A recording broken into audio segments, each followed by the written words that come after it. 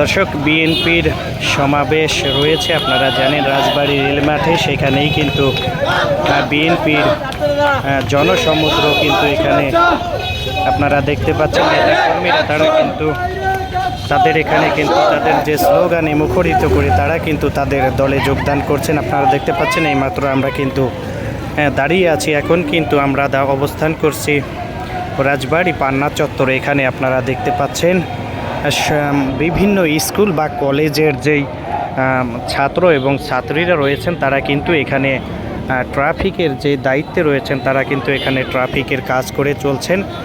বিশেষ করে যানবাহনগুলোকে কতটুকু যানজট মুক্ত করা যায় সেই লক্ষ্যেই কিন্তু তারা এখানে কাজ করে যাচ্ছেন। তো আমরা যদি এদের সাথে একটু কথা বলতে চাই। ছোট ভাই, তোমার সঙ্গে একটু কথা বলতে চাই। তোমার নাম কি? আমার নাম অভিজিৎ পাল। এখানে কি করছো তোমরা? আমরা এখানে ট্রাফিক নিয়ন্ত্রণে কাজ করছিলাম রেলগেটে। হ্যাঁ, কয়টা থেকে তোমাদের কার্যক্রম শুরু করেছো?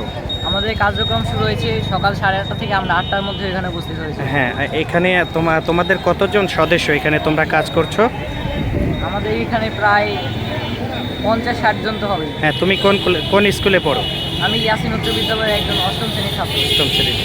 তো দর্শক, আপনারা দেখতে পেলেন এখানে যে আসলে ছাত্র আন্দোলনে তারা বাংলাদেশকে নতুন একটি স্বাধীনতা উপহার দিয়েছেন। তো তারা বিশেষ করে আমরা দেখতে পেয়েছি বাংলাদেশের যে প্রশাসন, পুলিশ বাহিনী, তারা কিন্তু এখন কোনো কাজ করছেন না, বা তাদের পরিবর্তেই কিন্তু এরা এখানে যানজট মুক্ত যে শহর তারা কিন্তু উপহার দিয়ে যাচ্ছে। আপনাকে অসংখ্য ধন্যবাদ। তো আমরা আপনাদেরকে এখানকার যে চিত্র সেটি আপনাদেরকে দেখাচ্ছি। আসলে শুধু রাজবাড়ী নয়, সারা বাংলাদেশেই কিন্তু এই বিভিন্ন স্কুল, কলেজ, ভার্সিটি, বিভিন্ন জায়গার ছাত্র এবং ছাত্রীরা তারা কিন্তু এখানে এসে তারা তাদের যে ট্রাফিকের কাজ জনসাধারণকে উপহার দিয়ে যাচ্ছেন সেটি আমরা আজকে আপনাদেরকে দেখাতে চাচ্ছি। কারণ আপনারা জানেন বিশেষ করে যে পুলিশ প্রশাসন তারা কিন্তু এখন নীরব রয়েছেন, তারা কিন্তু তাদের কাজে নেই।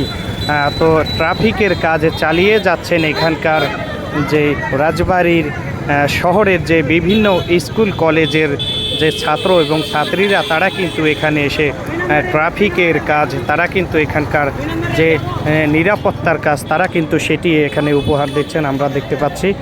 তো রাজবাড়ী শহরের বিভিন্ন বিশেষ করে মূল জায়গায় কিন্তু তারা এখানে কাজ করে যাচ্ছেন। যতটুকু শহরের যে যানজট মুক্ত করা যায়। আপনারা দেখুন, আসলে একজন বোরকা পরিহিত অবস্থায় নারীকে আমরা দেখতে পাচ্ছি, তিনিও কিন্তু এখানে এসে তাদের সঙ্গে সামিল হয়েছেন। তো আসলে খুবই সত্যি প্রশংসনীয়। আমরা এখন অবস্থান করছি রাজবাড়ী শহরের বড় পুলে অবস্থান করছি। আপনারা দেখতে পাচ্ছেন আসলে তরুণ সমাজ, যে তরুণ প্রজন্ম, তারা কিন্তু ইচ্ছে করলে সব কিছুই তারা সম্ভব করতে পারে। নতুন এক বাংলাদেশ বাঙালি জাতিকে তারা উপহার দিয়েছেন এবং তারা কিন্তু সড়কে কিন্তু যে অবস্থান করেছেন তারা সেটি কিন্তু আমরা দেখতে পাচ্ছি। এখানে তারা যে নিরাপত্তার চাদরে মুড়িয়ে দিয়েছেন